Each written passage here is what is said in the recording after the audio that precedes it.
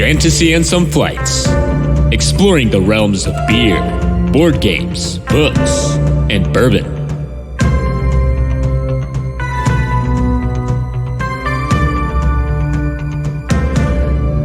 Welcome to another episode of the Fantasy and Some Flights podcast. I'm Nelson. I'm Dalton. And today we are here with another board game episode talking about asymmetrical player powers, or as Board Game Geek likes to call it, variable player powers. Yeah, but asymmetrical is way more fun to say. It really is, and it's really hard to spell. I don't think I've spelled it right in the last week when I've been preparing for this, so it's been fun. That's fine. Yeah. It's going to end up being my job to spell it well exactly. in the show notes. But I'll have to do it once, and then I'm just going to put APP. Yeah, and there you go. Yeah, use app. Create acronyms. We do love our acronyms. Yep. But before that, as always, let's talk about what's on our flights. What are we drinking tonight? So, do you want to go first? We're in the spirit of being safe and healthy. We're actually not together tonight, which is sad because I wasn't able to bring Dalton a whiskey and Dalton a beer, and Dalton wasn't able to give me a whiskey. So it is we're apart, but I see you through the screen, which is kind of nice, but just not as good. But just not as good. But we did stick with our, like you said, you're drinking whiskey this time. I'm drinking beer this time. We're going to stick with our current trend. I'm drinking a beer so to stick with acronyms, I'm drinking a beer from THBC, which is Terre Haute Brewing Company. Yeah, Terre Haute Brewing Company. Terre Haute is the town where our college is. So we went to school in Terre Haute, Indiana. This brewing company is the only one there, as far as I know anyway. I'm drinking their Rose, which I believe is probably named for our alma mater, which is Rose Holman. It has an elephant on the front, which is the mascot of the school. And the elephant has a little rose bouquet, which is super cute. It is a Belgian dark strong ale. So this beer was given to me by our good friend Amram. He supplies the podcast with a lot of beer, which we really appreciate. We love you. Yeah, we love you. And it, like I said, it's dark strong ale. It is 10.8%. So I have to be a little careful tonight. Nah, but this beer's man. Go for it. Just go for it. Just down it. This beer is right up my alley. So I love dark beers. I love sweet beers, and this one's right there. It's at a 23 IBU. It's not super overly bitter. It has sort of a fig, plum, kind of dark spiced fruit kind of feel. Interesting. And it's very thick. It's almost like bready. It's also pretty common for Belgians, though, right? Belgians have kind of a thick feel to them, like an earthy or a bready feel. You can even see I don't know if you can tell, it has a slight purplish color. Yeah, that's interesting. It's mostly brown. It's very, very brown. It's not grape juice or something like that. It's very, very brown, but it's brown getting slightly into indigo or something.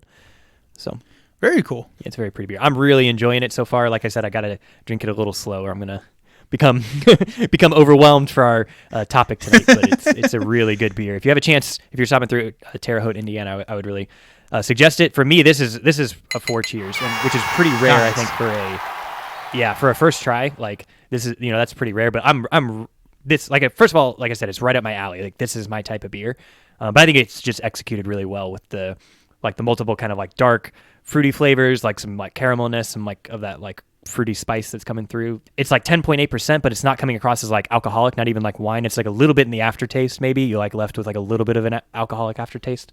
But other than that, it's really smooth. It's a great flavor. So yeah, highly recommended if you can find it. Very nice. So that's a 4 cheers for us. That's awesome. It's very exciting. Yeah. For sure. What are you drinking? So I'm on that whiskey kick. So today I'm drinking Bone Snapper Straight Rye Whiskey, which I explicitly bought because of the name, because I don't know what I'm looking for in whiskeys yet. But Bone Snapper sounded promising. So yep. it's a straight rye whiskey. So it's very bold and spicy. It's a 95% rye mash with the other 5% being malts. And then it uses limestone filtered water from southern Indiana, which I'm not sure if it's bullshit or not, if it actually matters. But hey, it said it, so I felt like I should include it.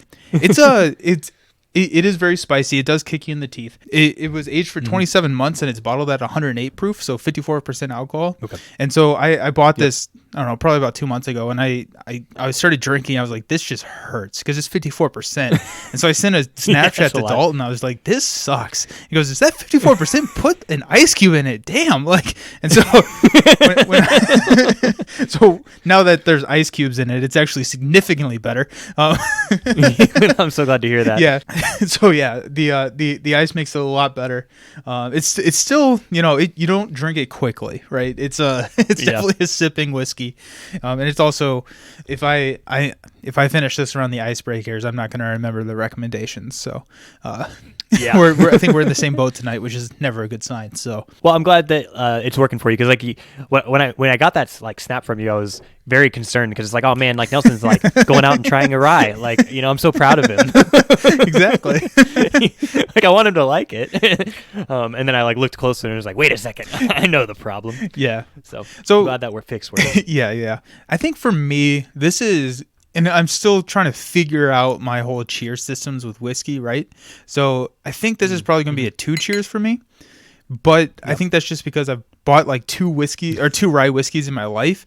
And like comparing this to Templeton, I like Templeton's just significantly more. And so I don't know if I would go out and buy another rye whiskey that isn't sense. Templeton that I would want to keep around. That being said, I may try a lot more, and this may move up to a 3 at that point. So, but I think I'm going to keep it at a 2 for now, just knowing what I know. I mean, it's wisdom beyond your years here. exactly. So let's move on to what's been on our table. So Dalton, what have you been playing in the last? It feels like we haven't recorded a board game episode in like. I was gonna say a month, but then it would have been a month. But like, it feels like it's been like 3 months. Yeah, you're right. It's been a month. Like the holiday just kind of it just like elongates time. It feels like. Oh, for sure. Yeah, it interrupts it. Yeah. We had our first Fantasy and Some Flights board game night. It was awesome. Hosted over Discord. Yeah, it was a lot of fun. We did that the weekend before Thanksgiving weekend. And yeah, I had a ton of fun doing that. We had a great group together. We had a couple of different tables going.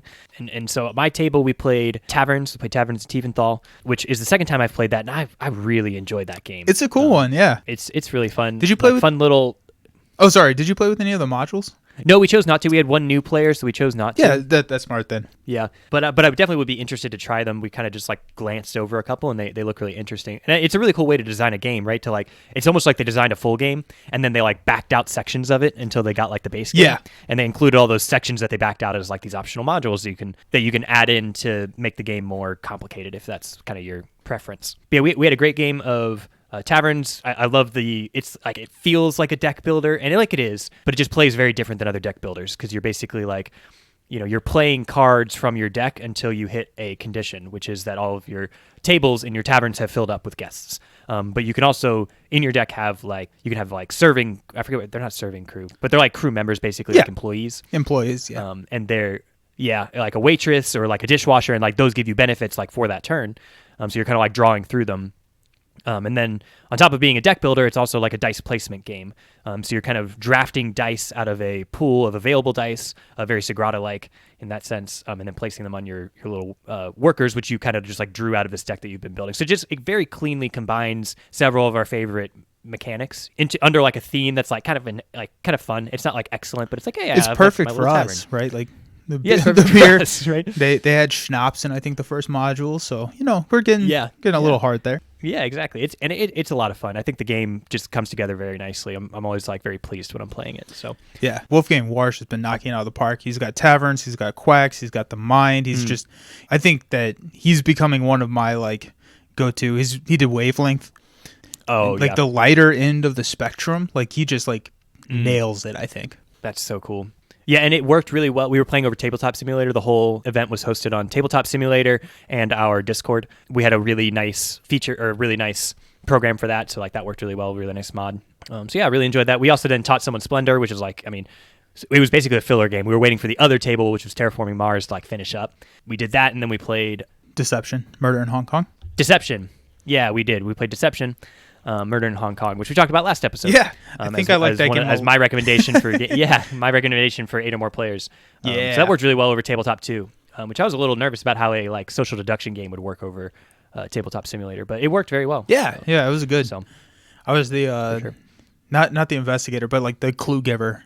It was significant forensic scientist, and it was significantly harder on Tabletop Simulator for the forensic scientist than it was for, because like in Tabletop Simulator you can hover over and like zoom in on cards, and you don't really want to do that because then you kind of give it away. Yeah, give away what you're looking at. So I just like go and hover over every single card, and it just like I felt like I was taking forever. So but oh yeah, but it's like code names in the way that like when the clue giver's taking a while, people just start like shooting the shit. It's a good one like that. And we were doing that. Like I said, we had a very active group, and so it was a lot of fun. So anyway, so if you're interested in joining us in that, check out the Discord. Easiest way to get to that is probably through our website, fantasyandstufflights.com. You can make your way to the Discord there. We're not going to bombard you with a whole bunch of notifications, but it is where we schedule the game night. There's a special channel for scheduling the game night. If you're listening to this episode on the release day, our next game night is this coming weekend. So we haven't actually figured out yet if it's going to be like Saturday or Sunday of this coming weekend, or maybe even Friday night. But it will be in a couple days if you're listening to this on the day of release of the episode. So yeah, feel free. Like, it's not too late to like join in. You can do it day of. It's not going to impact anything. We'll just have tables set up of people hosting different games. And we would love to have you. So yeah, it was a lot of fun. It's a lot of fun. Hopefully we see you there. Yeah. So that's me. What's been on your table? I feel like I answer this question the same every single time you ask me when I say a lot. But good job. Yeah, no, I am fortunate enough to have a wife that likes to beat me at board games, so we get to play a lot of board games. But so I've been trying to figure out how to do this a little bit better, where I'm not just like trying to pick a random game or something. So I'm trying to pick like a theme or something for what I've been playing the last month. And the theme / mechanic that I'm talking about this time is like a rondelle. And so for people who don't know what a rondelle is basically a way that you can select actions, and it's in a circle. Typically it's the circle, think of like a pie chart. And the pie chart, if it's broken up into 8 different sections, that means that there's going to be 8 different actions, and you move a pawn to one of the slices on the pie chart. And then typically there are rules of like you can move up to 3 spaces, so it limits your next action. So sometimes you can pay more for that. Sometimes, so like if you want to go 4 spaces, you can go 3 and then pay a money and then go the 4th space to take that action. So, but it's costing you something. And so I don't know what it has been. I've been like on a rondelle kick in the last like month or so.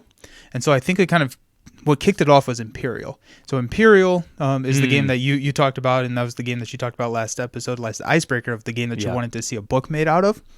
But Imperial had a rondelle as a communal rondelle where people would control countries in World War I, and they could tax the country, then they could produce with the country, and the rondelle was moving the countries around the actions on the board. Combine that with the other games that I've been kind of talking about recently, like Maracaibo and Great Western Trail. Those are both rondelles as well, where you're moving around the board, taking specific actions at the locations. Another one we haven't really talked about, but historically, and I'm giving all the historical background before I talk about the new games that I've been playing. The historical background, Teotihuacan was actually, I think, my first rondelle. So Teotihuacan, Mayan. Get a 50-50 shot of getting that right. You're controlling a civilization, and you're building up I think it is Mayan, the Pyramid of the Sun. Yeah, it is, yeah. Yeah, so I never really thought of that as a rondelle before, kind of like I got into it. But the 2 new games that I've just recently got in, I bought one and I got one in a trade. The first one is Trajan. So Trajan is a game by Stefan Feld, who did Castles of Burgundy. And it feels like the next step up from Castles of Burgundy. It's a really good game. I think it's ranked like 95 on Board Game Geek, so it's in the top 100. And Trajan is interesting because you have a rondelle in front of you, and there's 6 different colors of like action cubes, and you get 2 of each color. And you move around the rondelle. There's 6 spaces. But the interesting thing here is have you ever played the game Mancala? The bean one? So it's similar to that. So your actions, or like 5 tribes. Yeah. So you take all of the action cubes and you Mancala style drop one in a clockwise order, and whatever you land on is the action you're taking. It was really interesting because there's a lot of decisions that have to be made there, and so the 6 actions correspond to 6 different ways to get victory points on the board. And you get like these special like tiles, which will score you victory points at the end of the game based on if you have more buildings built or if you have conquered more of the north part of the map. I don't really know the theme, but gotta love those Euros. Yeah. But I mean, it's a really good one. I think that you would really enjoy it. We just played it for the first time last weekend, and I'm really excited to try it again because it is a game that you can straight up ignore half of it if you want to and still do fairly well. Oh, your favorite type exactly, of game? Yeah. So that's Trajan by Stefan Feld. Mad Board Gamer from Gamecasters really likes that game, and that's kind of who pointed me to that. But in order to like not run completely over time, the other one that I just got is the Red Cathedral, which is a 2020 release, and this one it's really cool. I really like it because it's a really small box, so it doesn't like it definitely could be this grand box that everything comes in these days, but it's Clans of Caledonia sized box, so it's pretty small, but it's a communal rondel in this sense where all players are moving around the same rondel, but it's dice, and you move the number of pips on the dice around the rondel, and then you re-roll the dice once you take that action. So you can't have too much of a strategy, because if someone moves that dice, it's going to be a different value, so you can't plan ahead too often. So there's a lot of tactical decisions. But what you're trying to do is you're trying to build a palace for Tsar Ivan the Terrible, and so you're working to get resources. That's my life goal. Yeah, me too. I dream about it almost every Wednesday. So if I could ever, it's not even Ivan, just if I could build a palace for anyone whose title names ends in the Terrible, like I would feel really accomplished. Oh yeah, no, I'm just looking to do something for a czar. Much broader. I understand. But yeah, this one is just a really fun game. There's one of those games where we played it and then we played it right then again. We didn't even put it away. We just played it twice in a row.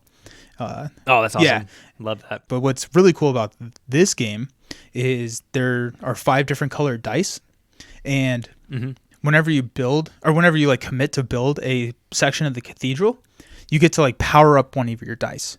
So I want to power up the blue dice. So now every single time that I move the blue dice, I get an extra gold. Or every time I move the blue dice, I also get the benefit of the red dice wherever it's sitting at.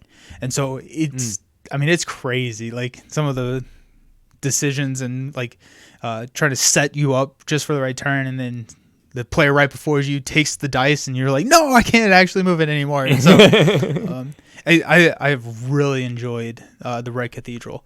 And so if you haven't tried that, it's only like 35. And I think online, that was from my FLGS, online from like some of these like board game companies, it's like 30 or 25. I've seen it. Yeah. So it's really not a bank buster at all. But yeah, that's what I've been doing. I've been delving into the realms of rondels. It's a very exciting life over here. Realms of rondels. I like it. Realms of rondels. Yeah. And And you, I think you had submitted the Red Cathedral for like a game for us to play potentially this weekend. Yeah, absolutely.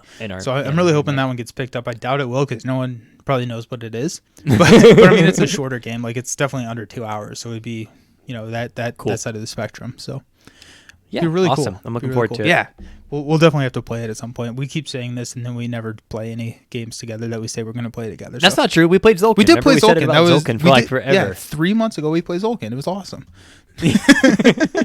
But the important thing is we said we would, and we followed through. And that is what I like about us, is we follow through on our commitments, and we are very explicit to never put time limitations on them, because then we know we would just never. That's right. Never. We would never. Yeah, just never bracket it. We'll be fine. So yeah, as we've been talking about on our last couple of board game episodes, we joined a gateway network, so a network of up-and-coming or content creators in the board game space. And so what we like to do is we like to dedicate a little bit of our time on our podcast to shout out other members of the gateway network. And this week we're going to shout out Date Night Dice. So Date Night Dice is a podcast and an Instagram. So it's Ben and Emily, and their husband and wife are what they call Ben and M, which I think is kind of fun. Yep. So Ben and M have a podcast and an Instagram all about kind of like married life with kids, and how you can like tips for date night, or like, how they do movies or board games and that kind of stuff. And so it's really fun and like a unique way of looking at the hobby, because a lot of us have significant others or children or other time commitments, and it's like they kind of give all the tips throughout their stuff, also plus kind of what they've been doing on how to have effective and fun date nights. So so shout out to Date Night Dice. They're a member of the Gateway Network. You can find all of their information on thegatewaynetwork.com. So go check them out. Really fun podcast to listen to after you've listened to all of our episodes. So I love Date Night Dice. I think they're doing a great job, and they have like great chemistry. And like you said, it's just such a cool and unique concept, and such a cool and unique way to look at like we analyze board games because like we like the math of it and everything, but they're really looking at like how do we maximize our experience like through this board game. And I think that's such an important like viewpoint to have on the hobby.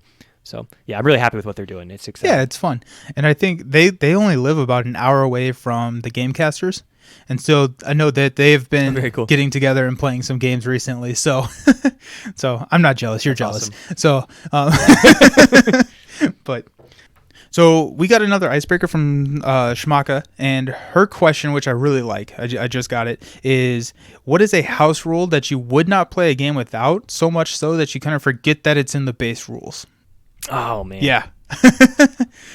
That is a good one. It's also just a fun question of like, hey, here's our favorite house rules. I'm really tempted to talk about Game of Thrones. Like, it's like the first one that comes to mind, but we've also kind of talked about that. And then they printed several, it. I think it became a rule.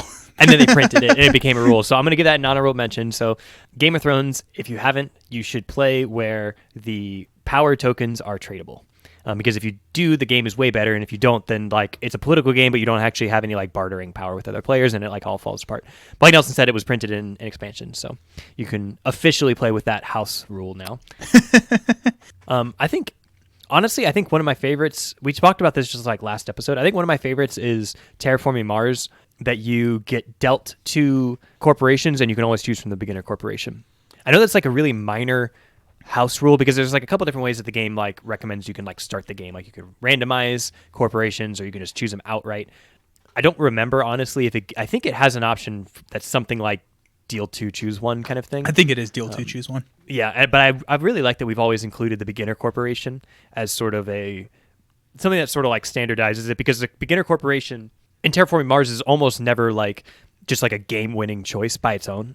But it's always like solid. And I think I've definitely been in situations where I've like opted for the beginner corp because like the other two options are like maybe something like is it Saturn Systems? Or the Jovian one? Yeah, the Jovian one. I think it's Saturn Systems. It's Saturn Systems. Okay. And it's like that's a really powerful one, but it also like falls apart if you don't like start with any Jovian decks, you know? Yeah. And another one would be like interplanetary cinematics, where it's like you start with all this steel, but if you have like no buildings in your starting hand, then like you're just screwed. And so like both of those are like kind of like unplayable options, and so it let me like default into the beginner corp and like still have a good game. It's also kind of interesting because if you do have the options for 10 cards and 8 of them are good, you may not want to pick a corporation that you then have to pay for those 8 cards, because the beginner corporation allows you to keep all 10 cards that are dealt to you. And so it's kind of fun to figure out and understand the strategic decision of when to take the beginner corp, because those cards in your hand are great, and then you have money to immediately play them. And so that's the thing that I never like wrap my head around with the beginner corp, is you get the money, but you get the cards for free, so you can really kickstart that first generation. Because a lot of the other corporations are spending the money to keep the cards in your hand, whereas beginner corp, you don't have to do that. You don't have to do that. So yeah, you start with a bunch of cash, and you can start with hands that you're like, if I just like dump all 4 of these cards on the first turn, like that's an incredibly good start. Yeah, that's better than Saturn Systems beginner right corp. now. So for sure. And I know it's like not a broken house rule because like we don't do it all the time. Right.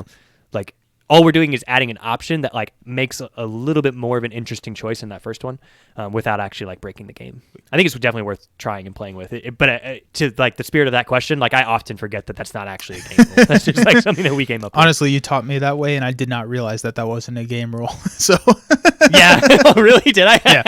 I was like, yeah, this is the way it works. Yeah. I love it. So for me, I'm going to pick a game that you have not played, Age of Steam. So Age of Steam is a game by Martin Wallace, who did like the Brass series, so Brass Birmingham, Brass Lancashire.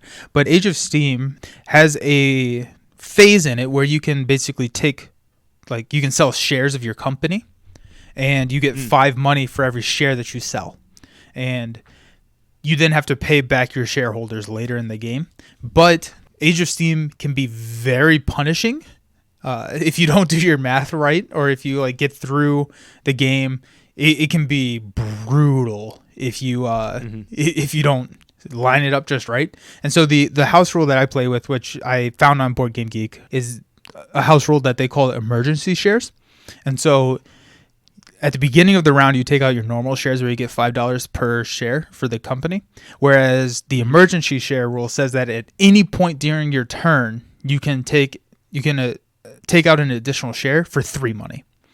So if something happens, if someone takes that spot and you actually have to pay more to play your tracks out on the board, then you're able to do that and you don't just like lose on that turn, which is a significantly better and more friendly. It's less cutthroat, which I think is okay because that game is still pretty cutthroat. And so so we played I think our first 3 or 4 games without that rule, and then we've implemented it after that, and it's significantly better. That's good. I guess that doesn't really work with the question because I know it's not in the rule book, but it is something that I would never play without. Especially with new players, because there's so many like microtransactions that you have to figure out. It's like, oh, I'm actually placing on a river, so it costs 1 more, and it's just like there's a lot of like math that you have to plan out at the very beginning of your turn, and then you have to do it on the first turn of your first game. So it's just like, oh well, this is dumb. Like, like I don't know how much money I need. 2. Just take out 2 shares. Why? I don't know. Just so, but. And it is nice because you're getting a reduced value. So you're not getting 5, you're getting 3. And so it's not as good, but it does get you out of that bind. While we were talking about this, I thought of like one more. It's kind of another honorable mention because it's kind of goofy. But we have played a lot of Twilight Imperium in my group. And so we once played, and this is like, it's not even an honorable mention really. It's more just a funny story because I would probably never do this again. But we, like one time we had an 8-person game. Which that's not the house rule. There's like expansions to let you do that. And we allowed a system where players could like joint win, like in the way that you can in like Dune, so like that you could. Oh, that's cool. Declare like we are now in a coalition. Okay. And like if one of us wins, we both Very win. nice. I like that a lot. And we did that with. Yeah, I love it as like a game mechanic, but it like totally broke Twilight Imperium. It did not work. But it like. It didn't work at all, but it was really fun to have like these like 2 large coalitions of like 3 players each, like warring it out with like 2 like people like stuck in the middle trying to win on their own. That's amazing. Like it was really funny. That's awesome. But the reason it doesn't like work is because in Twilight Imperium you can take like those like strategy cards. One of which is you get to choose first next round. So a single coalition could lock down the selection track because they could say like this person's going to take first next round, and it would be like the rightmost person in their coalition, like if they're neighbors or something like that. And then they could like control the 3 best strategy cards over the course of the game, which like totally breaks the game. Like it doesn't work anymore. But it's fun. But it made for like one. Yeah, it made for like one really fun experience. Well, that's awesome. Not a fair experience, but a fun one. That's awesome. So our main topic tonight, we're talking about asymmetrical player powers or variable player powers, or apps as we like to call them. So asymmetrical player powers. Dalton, do you want to give us a brief overview of kind of what an asymmetrical player power is? Yeah, absolutely. So the player has some sort of play option that's only available to them. Usually it's like a set of rules or attributes, a race or a civilization or a government or something like that. Is very common theming for it. Usually selected at the start of the game. But like I said, it's totally unique to that player. And then the other thing, I think, typically replayable, right? So like when you think of like a race, it would be it might be a race in like Gaia Project or a corporation in Terraforming Mars that you could play, and then like you would have access to all the abilities and the scoring that like that race has or whatever. And then like next time you could play a different one and somebody else could play the one that you played, and they would have had the same starting position that you had. So it's not necessarily like a random starting position that's different from other players. Because sometimes games will do that, right? They'll like randomize starting resources or something like that. That's not really what we're talking about. We're talking about something that's kind of like reproducible but still like unique to a player position and not like repeatable by the other, or accessible maybe to the other players. Yeah, I think you knocked it out of the park with that description. The one thing that you said, and so we may have a little bit different descriptions. I explicitly point to variable or asymmetrical player powers as being chosen during setup. So after the game starts, there are things that you can grab. So a good example would be in Trajan, which we just talked about, is you can get additional scoring tiles that are specific to you, and no one else can score those tiles but I would not call that an asymmetrical player power. That's just something that you can gain throughout the game. And like the example that I came up with is like Seven Wonders. So we always brag on Seven Wonders leaders, which is one of the expansions to Seven Wonders where you get the leaders. So I say that leaders is not an asymmetrical player power, but your Seven Wonders mat is. So you get the mat at the beginning of the game, and that's kind of dictates what you can do. Whereas the leaders, you draft, and then you get to decide how you play them. So it's kind of similar concepts, but that's the line that I'm drawing in the sand, which is very faint, I guess. But I would totally agree. Like I think I said something like typically, because I think you're right. I think they're almost always maybe an exception to that might be, think of like Gaia Project, where you can like unlock powers of your like asymmetrical player power like later in the game, but you're right that like it was selected at the start of the game that you would have access to that. So it could be something like that. I think there's very few games that will unlock the only game that I can think of would be like Betrayal at House on the Hill, where they're like halfway through the game changes. And and now like one player has a different power where everybody started actually technically within a different player power because they have like different stats like movement and stuff, which like don't really affect the game that much. But like halfway through the game, they're like actions that are available to one player change drastically. I think also in general that there are a lot of games that will have like different roles. Like I would not typically consider like Codenames a game with asymmetrical player powers, right? Yeah. There's just kind of like these two different roles or something. I think that's another kind of important distinction about what we're talking about. We're focusing more on, like you said, the civilization in Seven Wonders. Yeah. The corporation in Terraforming Mars. You're playing the same game just with a different power. Whereas like Codenames, you're the clue giver or the clue guesser, where you're not playing the same game, if that makes any sense. I really enjoy asymmetrical player powers. I know there are people out there that do not, because it can lead to unbalance, which is an issue that with asymmetrical player powers. Oh, for sure. But I do really like it, especially for giving a path or kind of like a route to victory. And there are games out there where you have to play into your player power in order to win. And then there are games out there where if you kind of ignore your player power, you're still in the running. So if you think of like Gaia Project, you have to play into your player power, right? You will not win. I guess if everyone's sitting at the table and they all ignore their player powers, whatever. But like if you're playing a race that's super science focused and you just ignore science the entire game, you're not going to win that game. Yeah. There are other games. So my example is Seven Wonders. Like you can probably ignore your wonder in the sense of like you don't have to build your pyramid and you can still win. Oh, for sure. Yeah. There's like it's a gradient on, do you have to play into it or do you have to not? But I think what's really important is all of them kind of give you that direction. They give you a path to follow in order to kind of start you out. Yeah, for sure. I think that's super important. I think we both like when playing Seven Wonders, we both will tell new players like you don't have to focus on building your wonder, but you probably should. Like it'll give you something to do. And Seven Wonders can be so overwhelming with like the choices in building your tableau that like having just something that's like, okay, how do I build my wonder? Okay, I need like access to wood. I'll grab some wood. And like it just gives you like that little bit of like something to do, and it's always going to be an okay path to go down anyway. Exactly. I would say that sometimes that the asymmetrical player power, like we were talking about, like, the crazy ones or the not crazy ones, I would consider things like board setup to be an asymmetrical player power. So like Game of Thrones, you have like your heroes that you're going to take into battle, but also you have a very specific player setup. And this is kind of interesting because I think Game of Thrones does it kind of the opposite of every single other asymmetrical player power game out there, where with asymmetrical player powers, you are typically given a different route, and it gives you a variety on how to approach the game. Whereas Game of Thrones, I feel like, is fairly chess-like in the sense of if you're playing Stark, this is probably the best way to progress into the mid game where it starts to get shaken up. Right. So like if you're playing with, and maybe this leads into more of the other aspects of the game, but like if you're playing with like Marco Polo, which is a game that's famous for its crazy rule breaking player powers, you're all kind of trying to do the same thing, like progress along the Silk Road, but every single player power is insane. Like some people, everyone has one pawn, some people have two. One person starts at the end of the Silk Road and has to work backwards. Like, I mean, you're almost playing a different game at that point, but because the board is randomized, you have to utilize your player power and go into the strategy thinking about your player power. Whereas like Game of Thrones, you can almost study openings for Game of Thrones. Like, so it's kind of different. Like there's a very different thought process that goes into it. And it's just two different sides of asymmetrical player powers. It's like, how am I going to manipulate the board that's presented to me? Or how do I start so that I can give myself a strong finish?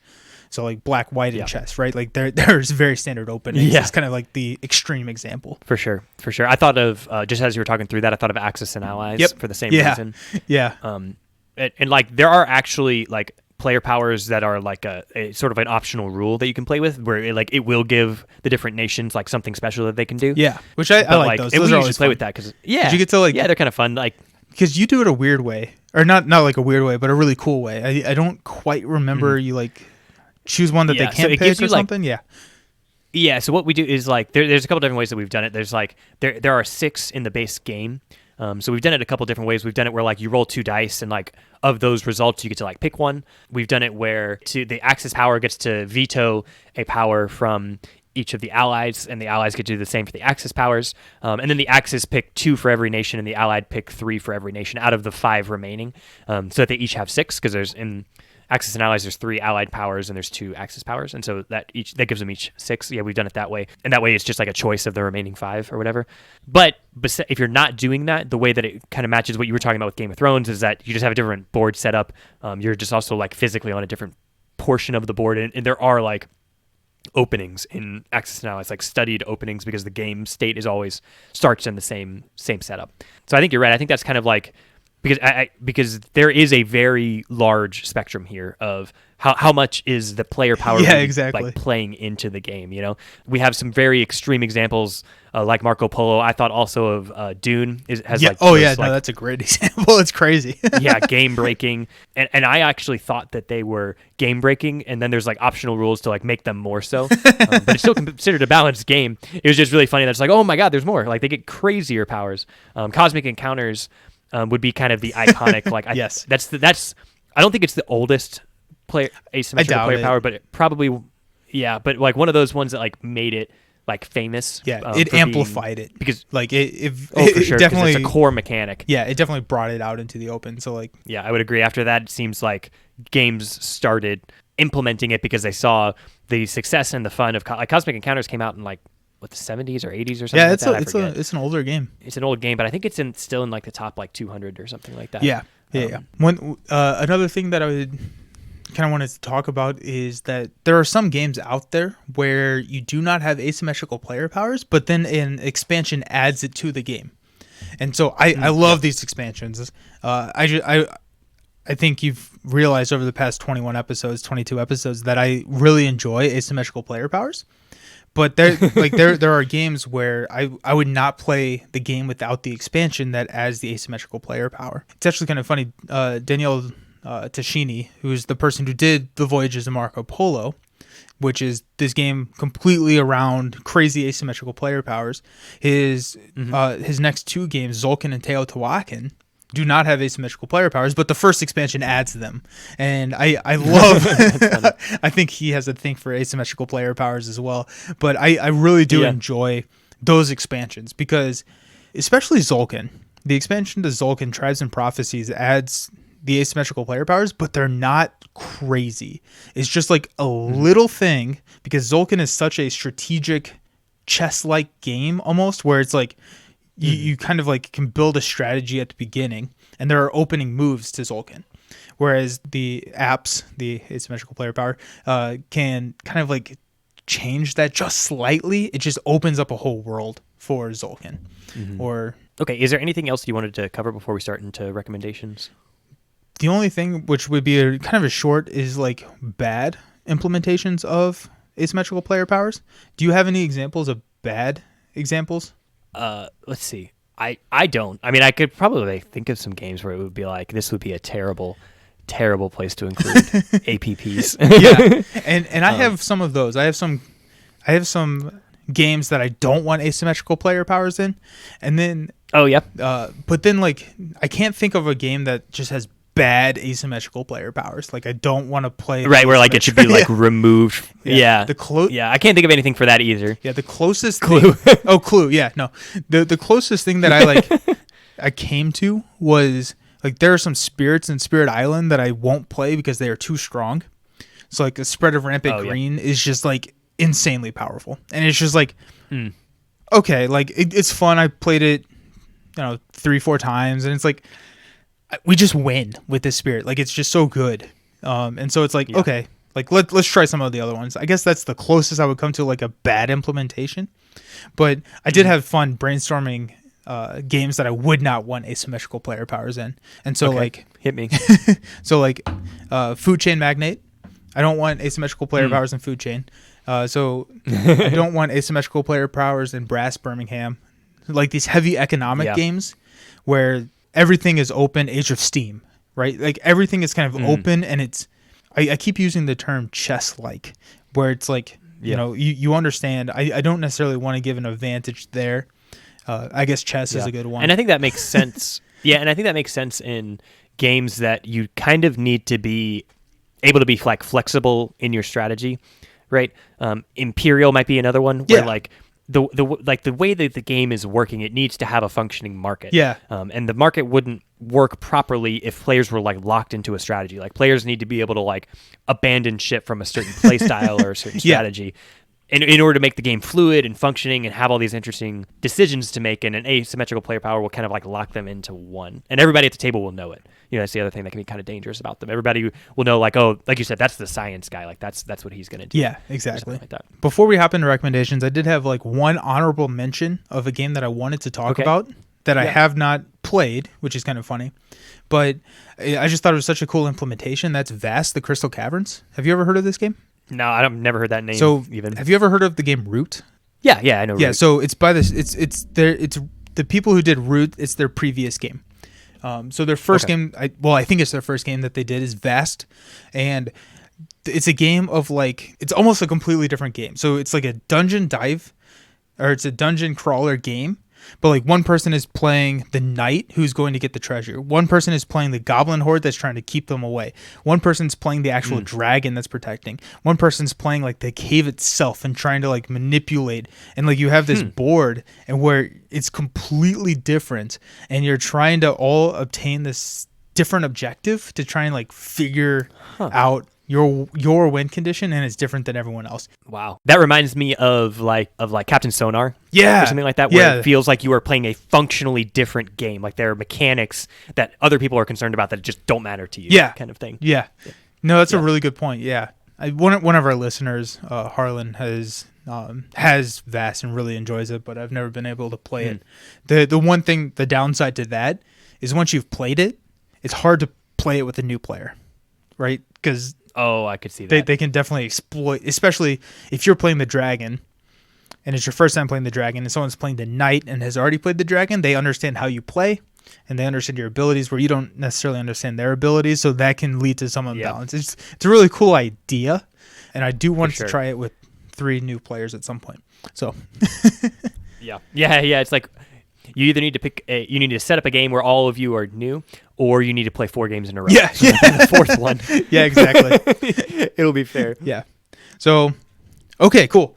Let's hop into recommendations. Let's talk about what we're doing. And we haven't done a recommendations in a while here, right, on a board game episode. No, it's we been haven't. a little while since we've done some recommendations. Do you want to refresh everyone on how we do it? Absolutely, yeah. So we'll work through we'll each give a low complexity recommendation that has a good implementation of APPs. Then we'll do a medium and then a high. We'll go back and forth, kind of snake draft it. To get a little fairness. And that'll just kind of give you an overview of like, depending on where you're at, if you play board games a lot or a little, or what your preference is, that'll give you hopefully something to kind of bite into coming out of the episode. Awesome. So we typically decide who goes first, which means you get to pick the first low complexity and the first high complexity. I don't necessarily know if I have a preference here. Do you want to go first, or do you want to go second? I'll go second. Okay, you'll go second. Go second this time. Sweet. Yeah, so I will start us off with a low complexity recommendation, and the low complexity recommendation that I have is kind of a unique one in the sense of your asymmetrical player powers can kind of grow over the course of the game, and that's Dead of Winter. Okay. So, Nice. so Dead of Winter is a zombie apocalypse game where you are working along with other survivors to try and survive zombie attacks. But be careful because there could be a betrayer, and if it is, it's going to be Harlan. But the first time we played that game, our friend Harlan was the betrayer. Yeah. and from now on, he's just every time we just assume it's like he's not actually playing, but like it's Harlan for sure. Yeah. But what I really like about Dead of Winter is it kind of has two layers of asymmetrical player powers. So you get dealt two kind of characters, which has a very slight ability. So maybe whenever you're moving, you don't have to roll for damage. Something like that. Maybe whenever you're cleaning, you clean a little bit more than normal people. But then the other part of the asymmetrical player power, which I'm going to classify it as an asymmetrical player power, is like you have a different win condition. So so you get dealt a card at the beginning of the game, and it says, in order for you to win, the group goal has to be met, and you have to have met this goal, and maybe that's have 4 weapons or have X amount of survivors alive or something like that. But one of those could be a betrayer, and then you win if everyone else loses. That's where the betrayer mechanism comes in. But I mean, this game has like top tier components for me. I really enjoyed like the zombie apocalypse on this. It's just like a fun game. In that sense, it's definitely an Ameritrash type like story driven. Yeah, game. where the theming is just story driven. Yeah, for sure. And I think so Dead of Winter is a cooperative game, like you said. Besides like the one betrayer, but it's primarily a cooperative game. And I think cooperative games probably lend themselves to APPs, right? We talked about in the co-op episode that it's very important in cooperative games that players feel like they have like an individual responsibility or role or something like that. Absolutely, yeah. Because it helps build like a teamwork aspect. It makes it feel like we talked about like I'm the shield guy, right? Like you're the damage guy. Like this is our role. It encourages the team members to make like these kind of like selfless decisions and go out of their way to do that. So as I was like kind of brainstorming through like APP type games that we know and enjoy, like a lot of them that were popping up were cooperative games, because it felt like I was listening through, I was like, do all of the cooperative games we play have like asymmetry to them? And I think, I don't know, maybe 80-90% of them probably do. Yeah, and that's very true. I mean, you think to even like some of the most basic cooperative games like Pandemic, and that's built around asymmetry. So no, right. Absolutely. And we did talk about it in the cooperative episode, but that is something that definitely, I think, makes a cooperative game, is that you have a role to fill. So are you saying the crew is bad because it doesn't have APP? No. I can't even make a joke. Are you saying the mind is bad? No, I can't even make a joke about that. The crew is fantastic, and you should buy it for your loved one's stocking stuffer. Yeah. It's a great stocking stuffer. We played But that is a game that so has gotten so much simple crew. that like that type of... Oh my gosh. Oh, did you? We beat level 50. We did beat level 50. Oh, congratulations. You did. So you did me and my wife and my sister-in-law, we beat level 50. And it is insane, awesome. But it was so much fun. Yeah. So I'm sorry, just a little brag session. We'll It's okay. It's warranted. You earned it. Yeah. Do you have a mech rating for us for so Dead of Winter? For Dead of Winter, for the mechanics, I have a 5.5, which is it's about average, but it's an Ameritrash. Like the game, you're not playing for the mechanics, you're playing for the story. The experience, I have it a 7.5, and I think it would have been a 9 if Harlan wasn't the betrayer that first time. And then and then it is, honestly, though, it's like really disappointing when you're like, we worked so fucking hard. It's so true. To just true. come in and just like trash our progress in the last round. Like, thanks, guy. And then it's having a betrayer, and like I don't know if it was explicitly said, you don't know if there's a betrayer on the table. So it's a little bit less than a 50% chance that there's a betrayer at the table. So you could not even have one in your game. But it does make for very tense last turns, which is always fun. Yeah. And then the components, which is heavily carried by theme here, is a 9. This is one of my higher ranked components themes. It's Plaid Hat Games, so you know they're going to do a quality job on the components, but also the theming is just top tier. There's not a lot of zombie apocalypse games out there. That brings us to an overall very nice 6.9 out of 10. Very nice. Thanks, Pavlov. That's gonna be my new thing. Just anytime you like make jokes about 6.9 or 69, I'm just gonna reference that. Pavlov, the dog. Yeah, the dog. Yeah, Sparky. I do think. Sparky. Oh yeah, Sparky the dog. You can play a dog in Dead of Winter. It's obviously an amazing game. And that's another house rule. Is if you that's a great pick house rule. Sparky as one of your characters, you're automatically the betrayer. You are the betrayer because why would you not pick Sparky? He's adorable. Oh, I love it. Golden Retriever. I love it. And I don't think I've ever lost a game where somebody was playing Sparky. You can't. It's actually impossible. It's written in the rules. Yeah. Yeah, that's his power. He's a really powerful. You're just good. You're just good. Oh man, that's. What about you? What's your low complexity recommendation? Yeah, so my low complexity recommendation, if you have not played Cosmic Encounters, I think that is absolutely key in order to understand what asymmetrical player powers can really add to a game. And it's Cosmic Encounters is really fun. It's one of those games that's it's very old, so it's been reskinned for different themes. If you want to find a theme that you specifically like, there's about 25 expansions to it. yeah, that somehow just keep adding different races with new asymmetrical player powers. It's also it's a very political game. It's a very player-driven game. We love that style of game, right? You're basically there's a very simple combat mechanic that basically you're just putting down a card that has a number on it. If you have a higher number, you win. Essentially, right? It's adding the number of ships that you send or something like that. But then you can basically invite other players to join an assault with you, and the goal is to try and take over a certain number of planetary systems. And so if a player joins in the assault with you, then they also get to claim ownership of that planet. It helps advance them towards winning the game, just like it's helping you advance towards winning the game. It's a game where you never really feel totally out of it because you can kind of position yourself where there's going to be some key players fighting for really important territories, but you can be kind of the low-key player who can just join a couple of those combats, end up on easy wins, and all of a sudden you're back in the game. No, I think what I also really like that Cosmic Encounter does, which Spirit Island kind of mirrors, is that there are more complex powers in Cosmic Encounter. So you can give a power to a new player that's a little bit easier to play. It's not necessarily any worse than a more complex power, but it also kind of makes it so that the game can be fun for both new players and veteran players. And Spirit Island does that a little bit as well, which I really like. Yeah. So do you want to know my little my dirty little secret? Yeah. You and all of our listeners, I've never played Cosmic Encounter. Oh, really? Yeah, no, I've never played it. Man.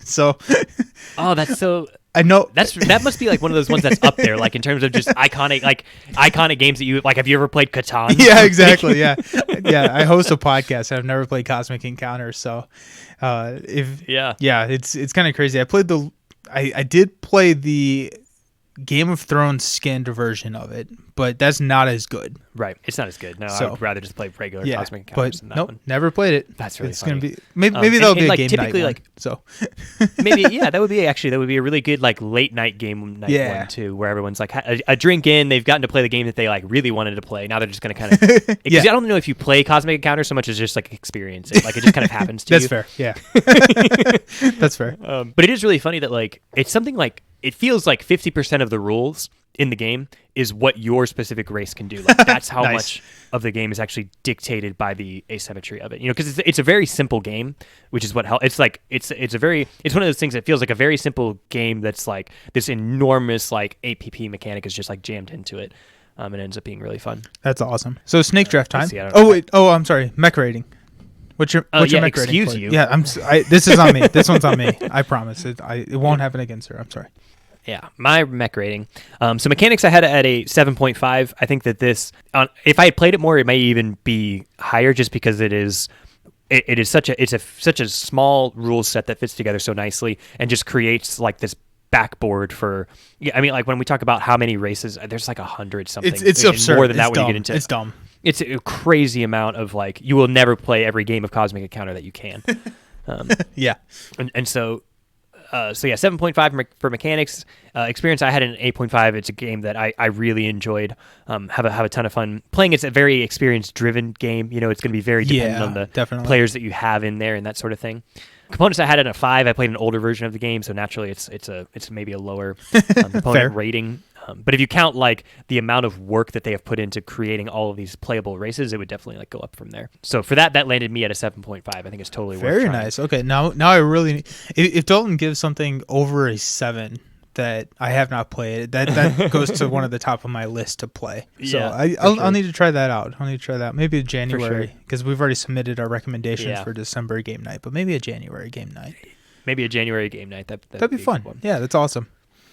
Snake draft style. That means you're up first for medium complexity. What is your medium complexity recommendation for asymmetrical player power games? So medium complexity, I have Cosmic Encounter on a board, which we call Dune. Oh, I was like, wait, what? You just said Cosmic Encounter. Very nice. Very nice. So Dune. Yeah, so Dune. The reason I say that is like Dune very much feels like Cosmic Encounter with like this like dudes on a map element type added to it. Obviously, there's not as many. There's only like 6, I think, playable races in Dune. There are 6, and the expansion adds 2. Yeah, the expansion adds 2. And I say races, they're like the nations and that sort of thing from the book. Yeah. Dune, we also talked a little bit about earlier, has a mechanic where you can make these like coalitions, and so it has this very political feel similar to like Cosmic Encounter. It is a strong, and there are more rules to Dune, but it is a strong enough APP mechanic to where you're going to feel like you are playing a different game. You have the Bene Gesserit who can name a player and name a turn that they will win, and if that player wins on that turn, they do this at the start of the game, then the Bene Gesserit win instead. Yeah. So they have this like very different game that they're playing where they're trying to force a player to win on a specific turn. Yeah. I want to get good enough at that game. Nobody else is doing. Yeah, I want to get good enough at that game so that I am good with the Bene Gesserit, because I could understand the strategies of the other players to, hey, okay, so like the Arcadians may win on turn 7, so I'm going to call that so I can manipulate the board so that I can gain an advantage so that they don't win on turn 7 or whatever. Like it's one of those that like I really enjoyed Dune. I really, really enjoyed Dune. Oh man, that was a good game. You're playing 4D chess a little bit if you're playing. Yeah, absolutely. Playing that strategy on the Bene Gesserit. It also has a cool modularity where you can increase the complexity, probably honestly kick it up to a high complexity level game. And it does that specifically by increasing the asymmetry of the game. That's like the main thing that happens. It adjusts like some game rules so that it like works around like some things that they have to do. Another really cool thing about Dune, in order to explain this, another really cool thing about Dune is that the asymmetry is actually built into the way the game kind of like functions, right? Like one of the players is the person that like anytime you pay something to the bank, it goes to a player instead. Like that's that player's asymmetry. Yeah, it is. Right? So good. Yeah, so good. So like the core mechanics of the game are actually like intermingled with the asymmetry of it. And so because of that, when you expand to the higher complexity version, like some of the base game rules change, but it's not a lot. They just kind of change like to make the game functional still. And most of the complexity is added into just like adding more asymmetry, which is just like a really rewarding. If I would love to get to a point where like we have like 4 or 6 players who are really good at Dune that we can actually afford to do that. I think that would be really fun. That would be a lot of fun. I'm getting like amped just thinking about it. So yeah, right. Another thing that like Dune, as we were just kind of like thinking about asymmetry in games, I think games that are heavy in theme will lend themselves to asymmetry. Yeah, I think that's a good point. So especially games like Dune that are themed after like a book or like Harry Potter Hogwarts Battle. Yeah. Right. After a book, they like in order to increase your experience, like I want to play as Harry. Well, if I'm going to play as Harry needs to have special powers, right? Yep. Absolutely. War of the Ring or Journeys in Middle Earth, like both Lord of the Ring games that do the same thing. Yep. Like you want to be able to play with Gimli and you want Gimli to do something cool. Yeah, no, I think that's a great point. I'm always happy. Yeah. It's always a good episode when War of the Ring is mentioned. So for sure. For sure. Do you have a mech rating for Dune? Dune, I have it at a 7.5 in mechanics. Again, I think it's doing the same thing that Cosmic Encounters is, where it's kind of building a backdrop of a game. It has more complexity, but really the star here is the asymmetry of it. So it's just kind of like creating something where that can happen. Experience I have at a 9. I have so much fun playing this game. Absolutely, because I love that it's player driven. I love the politics of it. I love the massive power swings that happen over the game. It's like one of the few games where you can have like a massive loss or even a massive win, and it just like doesn't determine the outcome of the game. Right? Yeah. You can turn that into a win, but like you can also take a massive loss early in the game and totally come back later to win. I think that makes for such a fun experience. Absolutely. And then components, I have it at an 8.5. That's partially because I have the 2019 print of it. So obviously if I had an older print, I may not think that way. But the print that I have has great components. And again, it has this great theming of implementing all of the like families from the novel into playable families in the game that is like super rewarding. So overall, that lands us at an 8.5. It's pretty high. That is on a my really list of high games. rating. Very nice. Yeah. Cool. That's I exciting. love Dune. What about you? What's your medium recommendation for games? My medium recommendation for asymmetrical or APPs is Clans of Caledonia. Yep. Have you played? I can't remember if you played Clans of Caledonia. No. So Clans of It is one that we have talked about playing several times. It's another one on the list. Yeah, so- hasn't made it to the table. So I describe Clans of Caledonia as like Terra Mystica Light or Gaia Project Light because it has the same mechanic of you are placing things onto the map which unlock income for you. So it does make a very interesting choice of what you want to place out, where you want to place it, and then kind of it has another really interesting mechanic, which is the market. So there are 6 different goods, and depending on how many goods or how many of one good a player sells or any player sell, like if you sell it, the market will start buying it for less. Like it's an actual market. So you adjust the price of goods throughout the game, which I think is really cool. Where the asymmetry comes in, and this is probably one of the ones where it's not huge into asymmetry, but you start out the game with like a clan. So it's in Scotland. So you start out as a clan, and then you have like a special player power. So like one of the most recent clan that I played with, I don't remember the name, but one of the goods that you can place out onto the board is like whiskey, or I guess scotch. Oh, okay. And so the player power that I was playing with is if I play scotch or whiskey, I can actually place it onto my little player sheet, and then every turn it ferments more. Like it gets better. And then instead of selling it for the normal price, I can sell it for way more the longer I hold on to it. So it just gives me like this little out, and it gives me like direction like we were talking about earlier. It's like, oh, cool, I'm going to build wheat, which then gets me the ability to build whiskey. Like that's what I'm going to start the game doing.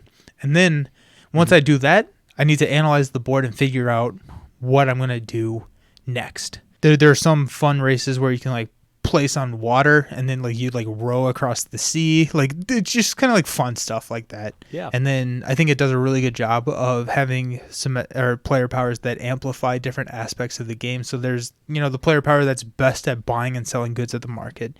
There's player powers that's best at fulfilling contracts. And so it's just like it really helps give you that direction that you're looking at. Clans of Caledonia is a really good, I don't know, hour and a half, 2 hour game that gives you that bang that you're looking for when you're looking for like this like heavy Euro, but in the shorter amount of time. And that's good. Probably like if you're going to accomplish that, if you're going to accomplish a game that is like heavy in mechanics and variability and like options that are available to you, but also make a short game, that means that most of the time the players are going to be ignoring some of the mechanics, right? Or some of the like maybe available tracks to victory points or whatever. So having like an option for asymmetry is going to help players kind of make that determination of like, what am I going to be able to accomplish in these like short turns that I have or whatever. Yeah, absolutely. So running through my my mech rating for this, it's pretty easy to figure out. So for mechanics, I have it at 7.5. For experience, I have it at 7.5. For components, I have it at 7.5. Oh, so nice. it runs the gambit. Let me do the math here. Yeah. And do you remember my weightings? So your average... Do you remember my weightings? It's 40, 50, 10. Oh, shoot. 40, 50, 10. Factoring that in, you would come out at 7.5. Holy shit, that's incredible. You can just do that. Yeah, it was really fast. Did you like man. that? I can. But yeah, so okay, I do want to point out one of the reasons that the components came up a little bit is something that I mentioned earlier in the episode. Is it's in a very compact box, so it's probably like a third of the size as a normal game box, and I love that. Yeah, I am all about that. But matters exactly. But yeah, overall, because the number of board games you're allowed to have is equal to if you can fit them. Yeah, and then and then I found the loophole is I just buy more shelves, and then that got nixed pretty quickly. But whatever. But yeah, it's clever boy. Yeah. Exactly. Clans of Caledonia is a really good one. If you enjoy like Terra Mystic, if you enjoy Gaia Project, any of those types of games, you're gonna enjoy Clans of Caledonia. So awesome. Yeah, we'll play it soon. Can't wait. Cool. So Snake Draft, it's back to you again. What is your high complexity recommendation? My high complexity recommendation is Spirit Island. I already used that, didn't I? But Yeah, you did already use that. I was about to say. I know, but I figured I'd I've heard slide that it before. in anyway. So Yeah. I'm just throwing it out there. It's a great game. We should really look at it. I think my mech is like at 11.3 or something like that, but no. Solid. So my high recommendation for asymmetrical player powers is Gaia Project. So Gaia Project is my number 2 game of all time according to the most recent Nelson's top 5 games of all time posting. But Gaia Project is a game about space exploration, and it's kind of like it's Clans of Caledonia but heavy version. So you play this race, which actually has most of them have 2 layers of asymmetry. One of them is a beginning power that you get, and then there's another asymmetrical power that you can unlock if you build a specific building. So some of these are like, you start out the game where you increase on one of the 6 technology tracks, which just kind of gives you a nice little boost. But then if you build your planetary institute, your big building, then you also unlock an ability where you get to cycle X amount of power. And then whenever you colonize a new planet, you get 3 science or something like that. So it does give you that path. And I think what we've kind of said is that first time playing out, it's probably best to try and build that planetary institute round 1 or 2. And that really kind of unlocks the entire gambit of your asymmetrical player power, just gives you the path for the rest of the game. This game, and because there's like 6 rounds in the game, I think for a new player it's sort of like 7 Wonders, just having this like target of like, okay, I need to figure out how am I going to build this in the first like round or 2. Like first of all, you're never going to regret it, and then second, it just gives them kind of like something to do to like figure out like, okay, how do the mechanics of this game fit together? Because it is complicated enough to like where you work through like, okay, what does it mean? Like what planets do I have to claim? What does it mean when I like terraform a planet or whatever? And how do I turn like a mining outpost or whatever it's called into like a trading, post or whatever? We always forget the names for the things. There's like 5 different buildings and we never remember what they're called. No, that's so true. And I do really enjoy kind of how you can, like, it is completely different play styles with your asymmetrical player power, but also is the APPs of the other players that really dictate the game as well. So if you're playing, and I think this is amplified in this game, like more than some of the other games, like like Gloomhaven aside, right? Like, but like in this game, like if you understand and know the other player powers, then you're gonna have an advantage in that game because you know what they're going for, and it's like, okay, so typically I would fund, or I would buy this common action a turn later, but I'm playing the faction that can buy it earlier, so I'm going to go ahead and do that and just be able to flex into kind of playing against your opponent's strengths, which I really am looking forward to once I have even more games of Gaia Project under my belt. I will talk highly about Gaia Project on my deathbed. I think the Gaia Project is masterfully executed for several reasons, but I think that you're right, that the asymmetry fits in really well. It's one where when you get to competitive, so we talked earlier about like a danger of asymmetry is that it can unbalance games. Gaia Project fixes it a little bit, but it's similar to Terra Mystica in that like on certain board setups, depending on how the board is set up randomly, and also specifically like the round bonuses, and then additionally like the I forget what they're called, but those like tiles that you can get that are like a specific like income bonus for like just like the turn marker round thing.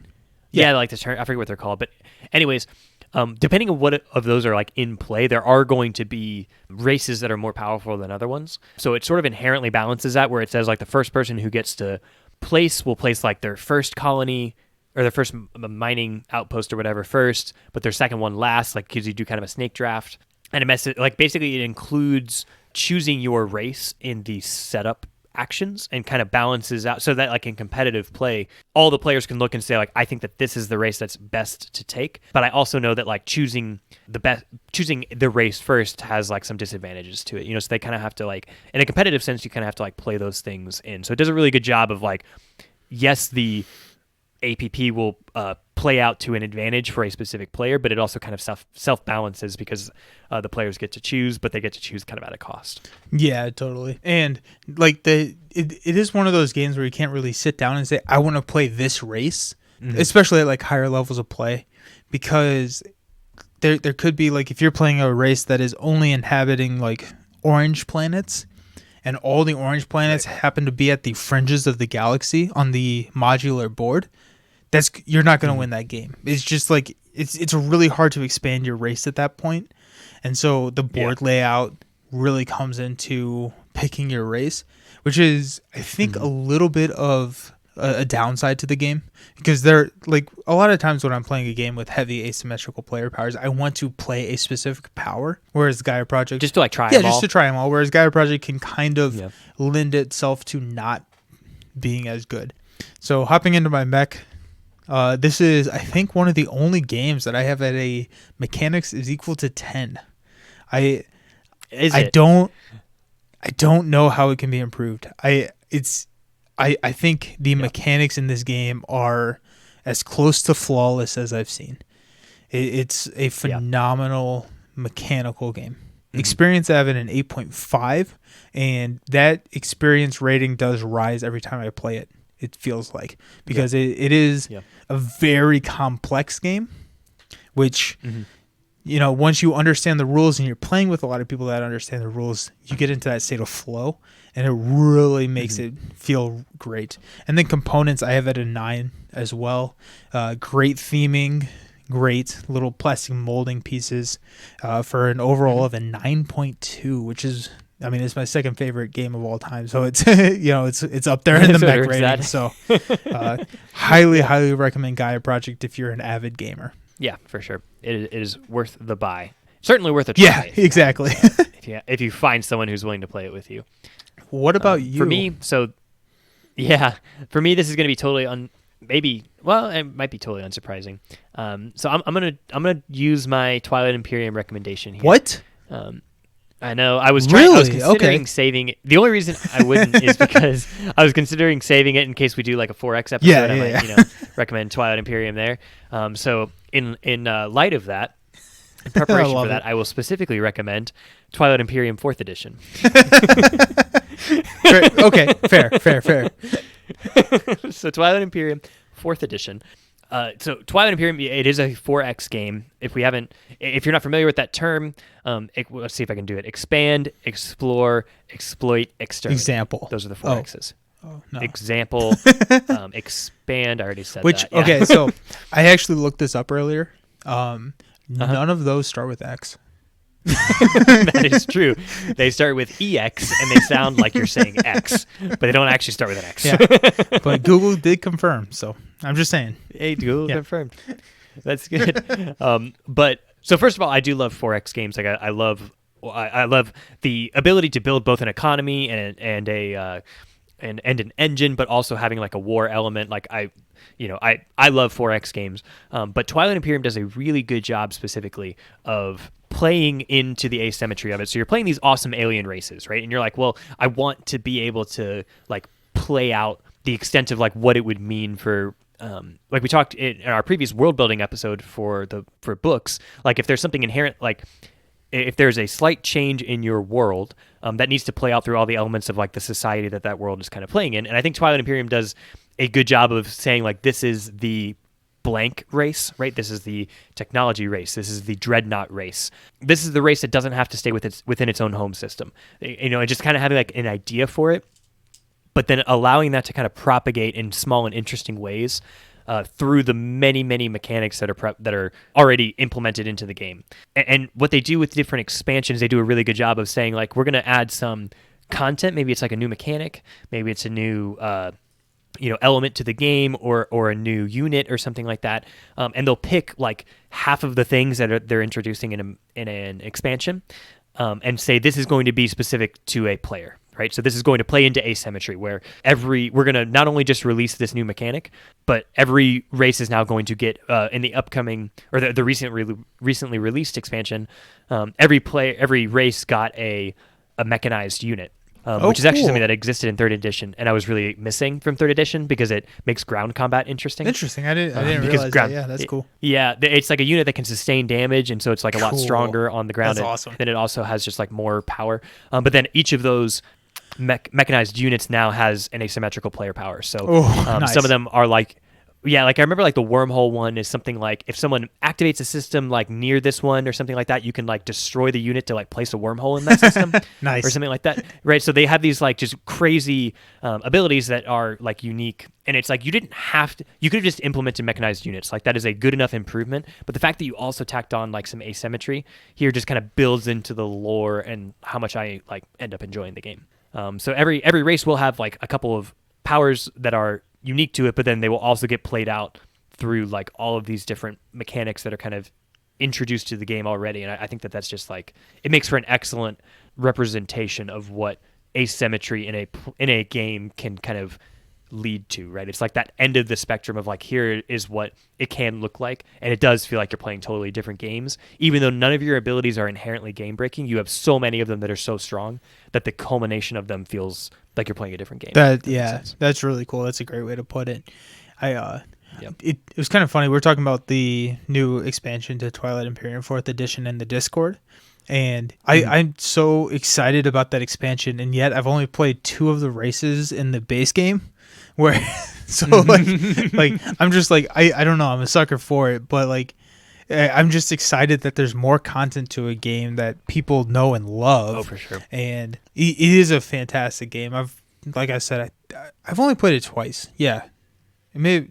Yeah, I think it's been only 2 times because your friend has to set up a game day for us to play it. But which is hard to do in COVID. Yeah, exactly. But like the first time I played as a race called the Arborec, which is like, their game breaking ability is kind of like you get to kind of produce outside of your production stations because you're plant based. Exactly. You can just kind of like spread and you're just like annoying. And then the second time I played a completely different race, which was like the necrovirus, where if I attacked someone, necrovirus. It was awesome. Where if I attacked someone, I got to like copy one of their technology advancements, which are like completely different games or completely different powers, and it felt like I played a completely different game.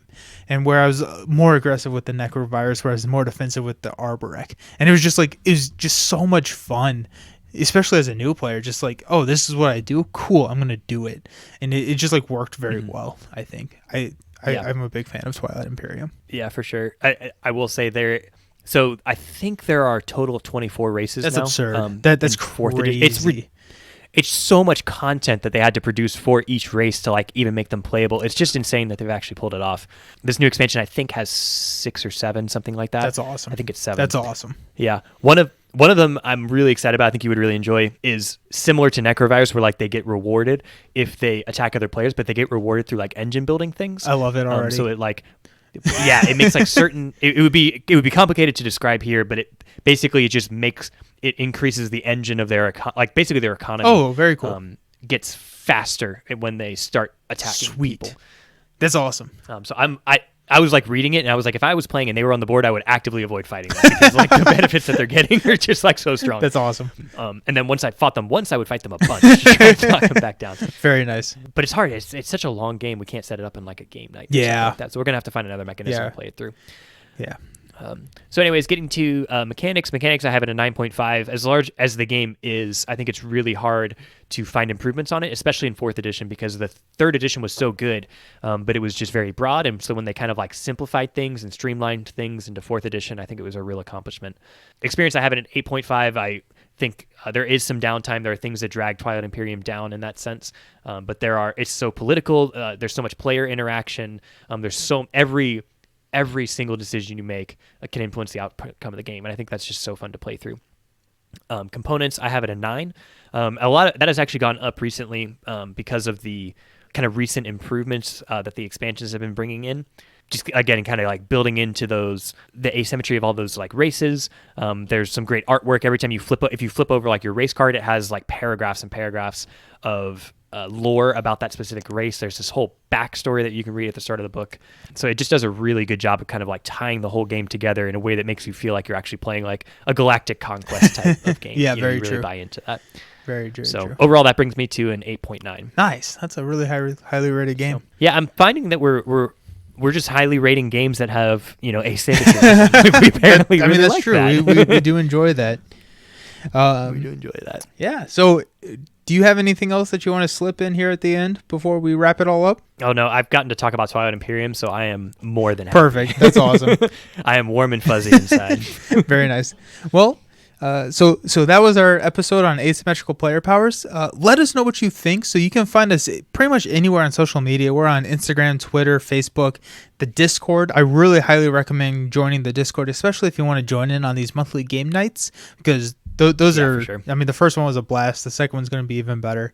So I'm looking forward to it. Yep. But you can find us anywhere on Fantasy Instant Flights. The best place to find the Discord, like Dalton said, was on our website. There's a little icon. Or if you go to our Instagram, if you click on the website in our profile, you can find it there. But if that's all, then I'm really excited. And this was an awesome episode. And I'm really excited to talk to you a little bit here at the Sheer Boredom year-end wrap-up discussion. So cheers, buddy. Yep, for sure. Cheers.